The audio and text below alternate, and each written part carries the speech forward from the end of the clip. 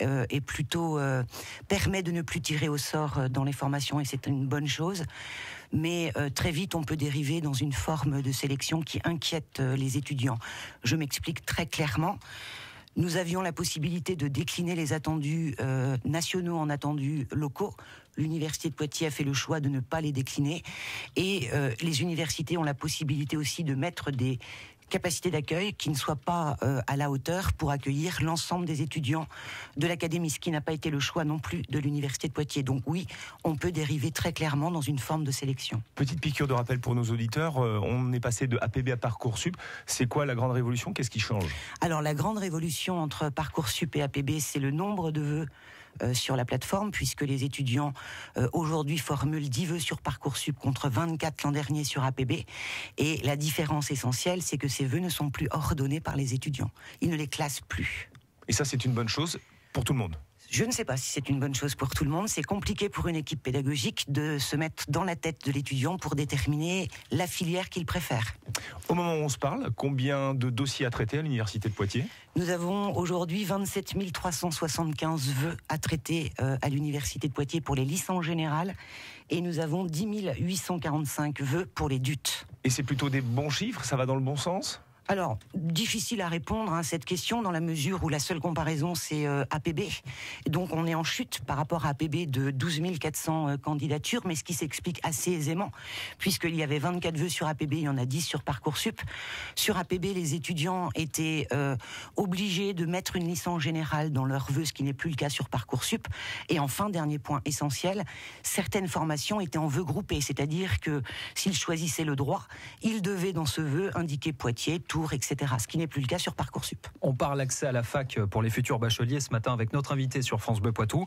Il s'agit de Virginie Laval, vice-présidente de l'Université de Poitiers en charge de la formation, et elle répond à vos questions, Vincent Hulin. Comment ça se passe dans les faits? Il y a des commissions, il y a des petites mains qui travaillent et qui décortiquent un petit peu, et notamment les lettres de motivation, on va dire ça comme ça? Alors effectivement, maintenant, c'est aux universités de prendre la main. Donc nous devons mettre en place des commissions d'examen des vœux par filière, par formation, ce qui est très compliqué dans le temps qui nous est donné, puisque les commissions d'examen des vœux pour chaque formation vont devoir examiner chacun des vœux et proposer un classement pour, in fine, et ça c'est très important de l'entendre, pour les formations non sélectives, proposer un oui à tous les candidats. Donc nous allons, et c'est le système Parcoursup qui va positionner des candidats en attente en fonction du nombre de places vacantes. Mais est-ce que vous avez plus de moyens humains pour le faire? Est-ce qu'il a fallu se débrouiller avec les moyens du bord? Eh bien malheureusement, nous n'avons aucun moyen supplémentaire pour mettre en place ces commissions d'examen des vœux. Donc on travaille en centrale au niveau de l'université avec des collègues du Saphir qui sont responsables de l'orientation,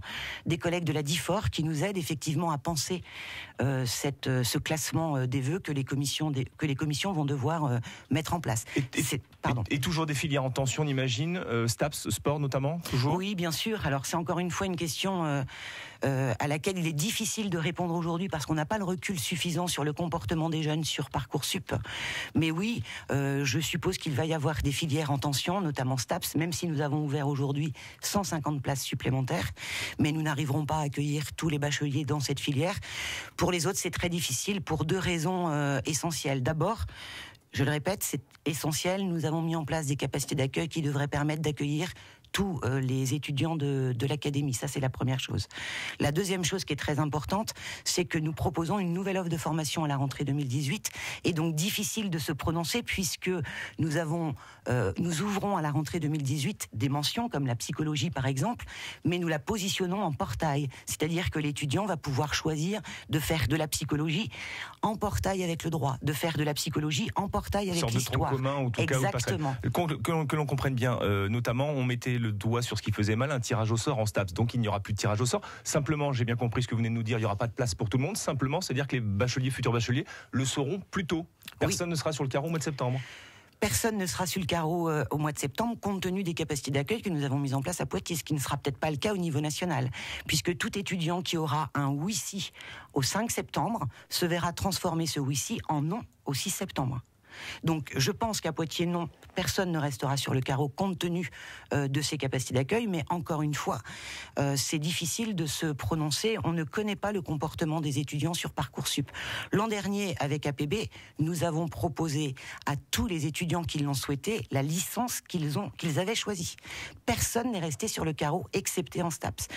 Compte tenu de nos capacités d'accueil, je pense que nous allons vivre la même chose cette année avec Parcoursup. Et on n'a pas fini d'en parler. Merci beaucoup Virginie Laval, vice-présidente de l'Université de Poitiers, en charge de la formation. Bon courage à vous et à vos équipes. Bonne journée. Merci beaucoup.